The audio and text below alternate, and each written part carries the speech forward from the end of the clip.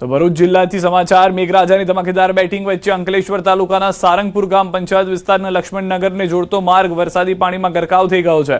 પાણી ભરાતા સરસ્વતી સ્કૂલના વિદ્યાર્થીઓ અને વાલીઓને ભારે હાલાકીનો સામનો કરવો પડ્યો। બપોરે રજા બાદ બાળકોને પાણીમાંથી પસાર થઈને ઘરે જવાની ફરજ પડી હતી। સ્થાનિકોના જણાવ્યા મુજબ દર વર્ષે આ વિસ્તારમાં આવી જ સ્થિતિ સર્જાય છે, છતાં પાણીના નિકાલ માટે કોઈ અસરકારક વ્યવસ્થા કરવામાં આવી નથી। સ્થાનિકોએ તંત્ર સમક્ષ તાત્કાલિક પાણીના નિકાલની વ્યવસ્થા અને કાયમી ઉકેલ લાવવાની માંગ કરી છે।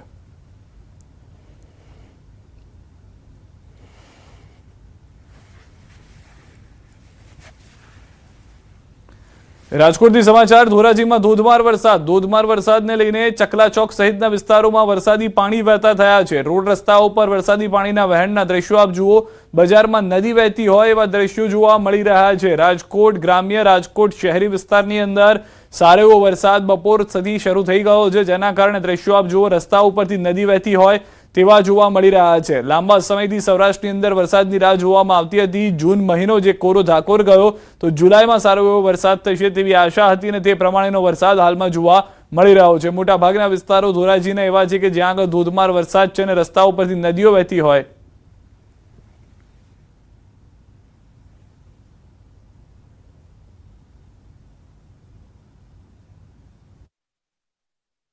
ટેકનોલોજી આગળ વધી ગઈ છે, પણ જો આપણે ક્યાંક નાનું મોટું સેટિંગ આવતું થતું નથી।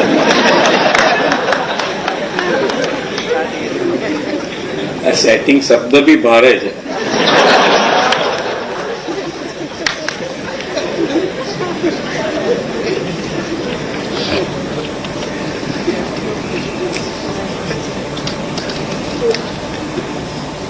મહેસૂલી તલાટી વર્ગ 3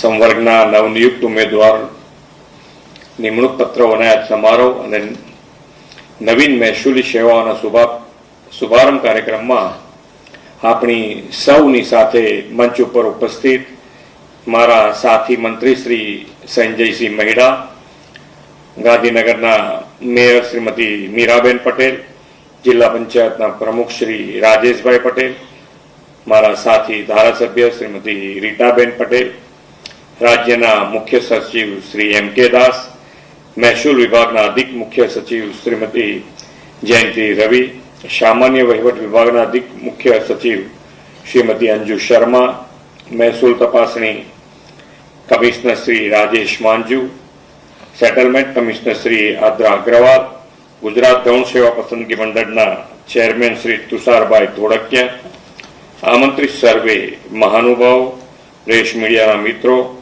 સૌને મારા નમસ્કાર। આજે તમારા બધાના નિમણૂક પત્રો તો આપવાના છે, સાથે સાથે મહેસૂલી સેવાઓ integrated revenue court case management system e filing સુવિધાનું લોન્ચિંગ થયું છે। રેવા હેઠળ નાગરિકોના પ્રતિભાવ અને માટે કેન્દ્રિત સિસ્ટમનું લોન્ચિંગ થયું છે। ટુકડા ધારામાં સુધારાનું, મહેસૂલી સેવાઓ ઓનલાઈન થઈ છે 21 મહેસૂલી સેવાઓ, અને સબ રજિસ્ટ્રાર કચેરી વડગામ અને સિદ્ધપુરનું લોકાર્પણ। એટલે ઘણી બધી સેવાઓ બી આપી છે અને સેવાઓ આપવા માટે તમે બધા તૈયાર થઈ ગયા છો। અહીંયાથી એક બે વસ્તુ શરૂઆતમાં કીધું કે ભાઈ આશીર્વાદ એવા આપ્યા કે ભાઈ તલાટી થઈ જાવ એમ, પણ તલાટી થઈ જવાની વાત નથી। તમારી અગત્યતા, તમારી કેટલી વેલ્યુ છે કે ભાઈ જ્યારે કોઈ વ્યક્તિ જીવનમાં એનું કેટલું બધું, એને કેટલી તકલીફ પડતી હશે, એ આપણા માટે અગત્યનો પ્રશ્ન છે। અને તમે કેટલું મોટું કામ કરી શકો। આપણી સંસ્કૃતિમાં બેયનું વજન છે। આપણે બધાએ જોયું છે કે ભાઈ શ્રાપ આપતા જોયા છે લોકોને, ભગવાને શ્રાપ આપ્યા, ઋષિ મુનિએ શ્રાપ આપ્યા, અને બધાએ આશીર્વાદ આપતા જોયા છે। પણ હવે અત્યારે તો આપણને આશીર્વાદ ક્યાંથી મળે? તો આવા જ આશીર્વાદ મળે ને આપણને કે ભાઈ આજે જે ખરેખર તકલીફમાં છે એનું કામ કરી દો અને જે આશીર્વાદ મળે એ ભગવાને આશીર્વાદ આપ્યા બરોબર જ થઈ જાય। એટલે તમારું કામ અને તલાટી શબ્દ વર્ષોથી તમે સાંભળતા આવ્યા હશો, તો કોમ્પ્યુટર શરૂ થયું હશે એ વખતે બધા કહેતા હતા કે ભાઈ ગામનું કોમ્પ્યુટર એટલે તલાટી, બધી માહિતી હોય એને. એવું નહીં એકલી કાગળિયાની કે જમીનની, આખા ગામની માહિતી હોય એની પાસે. કોણ શું કરે છે, કેવી રીતે કરે છે, બધી માહિતી હોય. અને એટલે જ એને કરોડરજ્જુ કે છે. કરોડરજ્જુ કેમ કે કરોડરજ્જુ જો સરખી રહે તમારી, તો તમે આખું જીવન ટટ્ટાર રહીને કામ કરી શકો. અને જો કરોડરજ્જુ હરખી ના રહી તો કોઈને બી વાંકા વાળી દે, બેન્ડ વાળી દે. એટલે તમારું કામ ને તમારું કાર્ય એ બંને ખૂબ અગત્યનું છે. તમારા થકી ખૂબ, જેને કહેવાય કે ઘણા બધા ધક્કા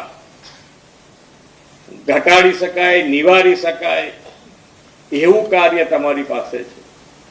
અને અપેક્ષા પણ તમારી પાસે એ જ હોય બધાની કે ભાઈ તમારી પાસે જઈએ એટલે કામ થઈ જાય. અને એ કામ થઈ જાય તો પછી બીજે ક્યાંય ધક્કો ખાવાનું એનું રહે નહીં.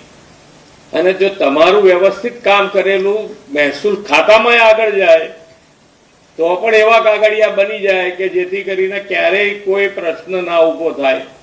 એ પણ એક અગત્યનું પાસું તમારી પાસે રહેલું છે. એટલે તમે ધારો એ રીતે કામ કરી શકો છો.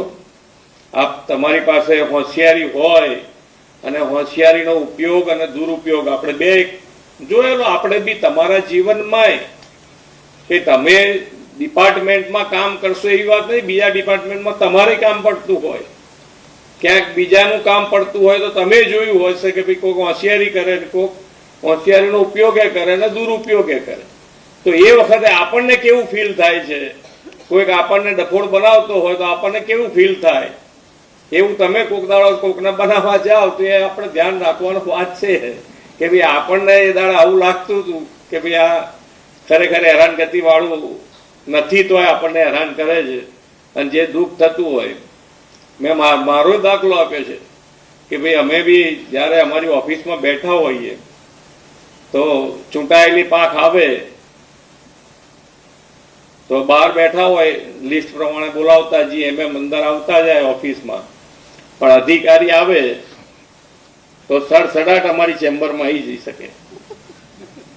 મુખ્યમંત્રી ચેમ્બરમાં જવાનું હોય તો ફટાફટ જાય અધિકારી, અને અમે બધા બહાર બેઠા હોય ધારાસભ્ય તરીકે તો અમારે રાહ જોવાની થાય.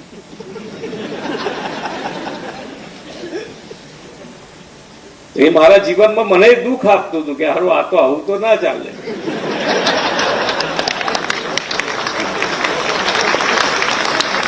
તો અમે અત્યારે અમારા ત્યાં ધ્યાન રાખીએ છીએ કે ભાઈ ઇમરજન્સી વાળું હોય તો આવી જવાનું, પણ ઇમરજન્સી વગર જ્યારે પબ્લિકનો ટાઈમ હોય તો અધિકારી અંદર નહીં આવવું જોઈએ. કારણ કે જેથી કરીને જે બહાર બેઠા છે, બહાર ઊભા છે, એમને દુઃખ ના થાય કે સડસડાટ આવે ફાઇલ લઈને, સડસડાટ ચેમ્બરમાં અંદર ઘૂસીને કામ થઈને બહાર આવી જાય. એટલે કેવા દુઃખી થાય કે યાર 2 કલાકથી હું બેઠો છું 12 વાગ્યાનો, અને અત્યારે જો તો. એટલે આપણે ક્યાં દુઃખી થઈએ છીએ, કેવી રીતે દુઃખી થઈએ છીએ એનો આપણને ધ્યાન આપણે પોતાના જીવનમાં થાય છે બધું.